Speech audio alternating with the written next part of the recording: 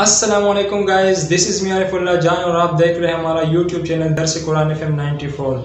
आज हम बात करने वाले हैं क्रिप्टो करेंसीज के हवाले से कि वो कौन सी कॉइन्स है जो हलाल है और कौन सी कॉइन्स हराम है। तो इसके बारे में हम डिटेल से बात करने वाले हैं। अगर आपने हमारे चैनल को सब्सक्राइब नहीं किया तो हमारे चैनल को सब्सक्राइब करें और बेल के आइकन पर क्लिक करें ताकि हमारी नई वीडियोस आपके साथ शेयर हो जाए। तो गाइस, वो कौन सी कॉइन है जो हलाल है और हराम है, इसके लिए मैं आपके साथ एक चार्ट शेयर करने वाला हूँ। आप इस चार्ट में देखें कि वो कौन सी कॉइन है जो हलाल है हराम है, उसमें डिटेल के साथ लिखा गया है।